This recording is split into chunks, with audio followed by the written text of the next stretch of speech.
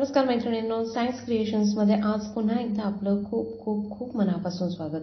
आज आपण आता इथे करणार आहोत चिकन पुलाव. चिकन पुलावसाठी आपण जी बेसिक तयारी लागते ती सुरुवातीला करून घेतलेली आहे. कांदा स्लिट करून घेतलेल्या मिरच्या आहेत, टोमॅटो आहे, थोडी कोथिंबीर, गरम मसाला अगदी अखंड जो आहे तो थोडाच घेतला आहे, अगदी 5-6 काळे मिरे घेतलेले आहेत, 2-3 लवंगा आणि तमालपत्र आणि थोडी दालचिनी आहे. आणि इथे आपली ढोबळी मिरची देखील एक अर्धी आपण किंवा एक छोटी असते ती आपण उभी काप करून घेतलेल्या आहेत. इथे आलं लसूण मिरची कोथिंबीर आणि जिरं याची पेस्ट आहे, त्यामुळे आपल्या पुलावला छान चव येते. आणि इथे खिमा आहे तो बारीक करून घेतलेला आहे, छान गरम पाणी करून घेतलेलं आहे. आणि इथे अर्धा तास अखंड बासमती जो आपला तांदूळ आहे तो भिजवून घेतलेला आहे. आता आपण पुलावला सुरुवात करूयात. ते आपण कुकर छान तापवून घेतलाय. यामध्ये आधी आपण हा जो खडा गरम मसाला घेतलेला आहे तो टाकणार आहोत.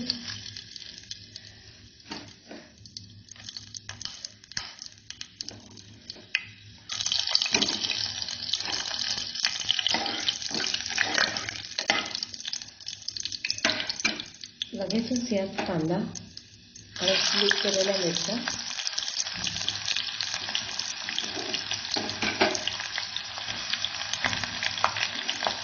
ढोबळी,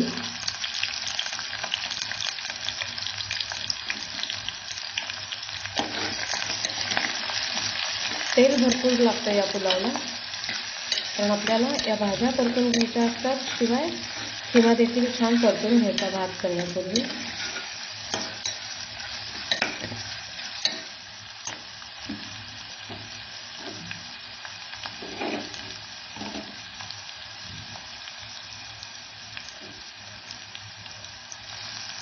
टोमॅटो,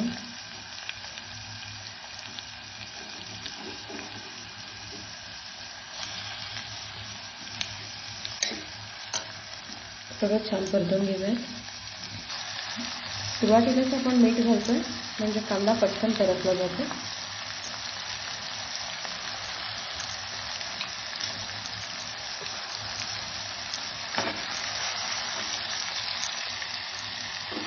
आलं लसूण पेस्टचा कचटपणा जाईपर्यंत आपण छान परतून घ्यायची होती.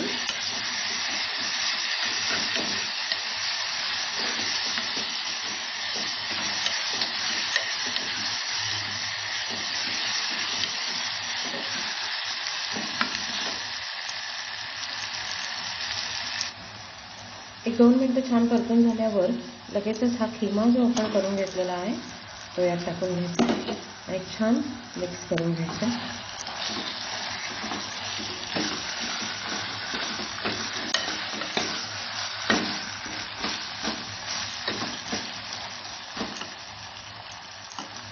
आता हे तोपर्यंत परतत राहायचं आहे, तोपर्यंत आपलं हे जे सगळं मिक्सिंग आहे हे छान परतलं जात नाही, किंवा सुट्टा व्हायला हवा आणि या मिश्रणाला छान असं तेल सुटायला हवं.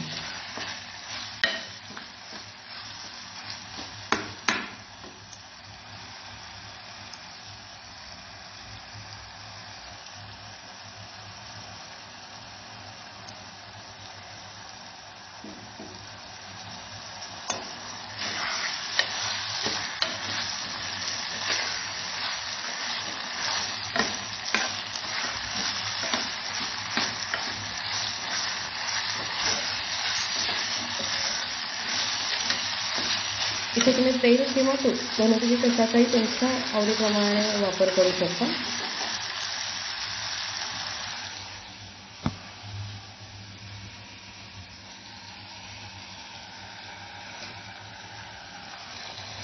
पाहू शकता आपला छान खिमा परतून झाला आहे. अगदी एक 5 मिनिटं तरी आपण हा छान परतून घ्यायचा आहे. टोमॅटो छान शिजलेत, शिवाय खिमा देखील आता आपण खूप छान बारीक करून घेतल्यामुळे तो छान शिजला आणि आपल्या या संपूर्ण मिश्रणाला छान तेल सुटले. आता यामध्ये आपण थोडी कोथिंबीर टाकायची आणि लिंबू थोडंसं पिळायचं आहे.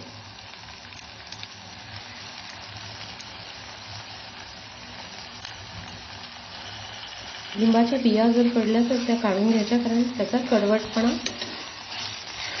यामध्ये उतरतो किंवा त्या तोंडात आल्या खाताना तर व्यवस्थित नाही लागत। आता हे असं छान परतवून घ्यायचं, त्यामुळे त्याला कोथिंबिरीचा देखील छान स्वाद येईल।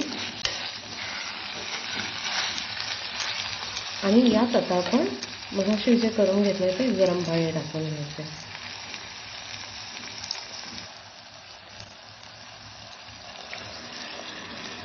गरम पाणी टाकल्यावर यात लगेचच थोडं तूप देखील सोडून घ्यायचं।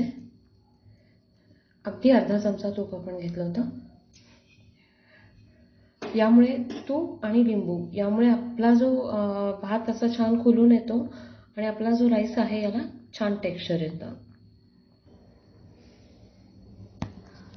सगळा तांदूळ आपण टाकून घेतला आणि त्यावर मगाशी आपण जे तांदळात देखील जे थोडं पाणी होतं ते पण ॲड करून घेतलं होतं।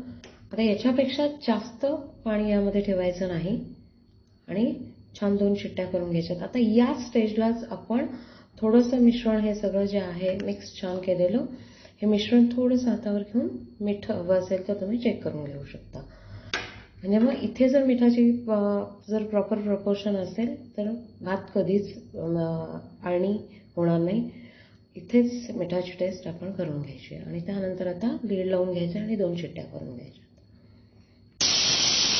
2 शिट्ट्यानंतर आता मी गॅसची फ्लेम बंद करते।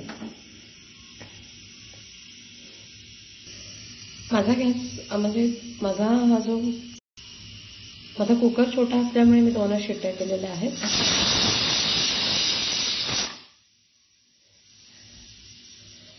तुम्ही तुमच्या कुकरच्या कशा शिट्ट्या लागतात ते पाहून हे करायच्यात, कमी जास्त शिट्ट्या करायच्यात। कधी कधी तर हा भात एका शिट्टीत देखील होतो,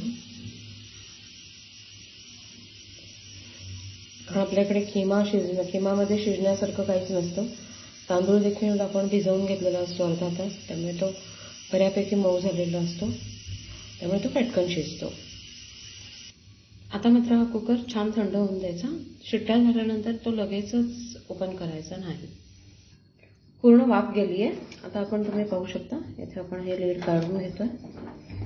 आता हे लीड काढून घेतल्यावर तुम्हाला इथे दिसत असेल खिमा आपला छान शिजून वरती आलाय आणि भात देखील छान शिजलाय। आता खिमा जो असतो तो आपण 1 कप घेतला होता, तो जवळजवळ डबल होतो, शिवाय भात देखील भरपूर छान शिजलाय, त्यामुळे आपला भरपूर असा पुलाव तयार आहे।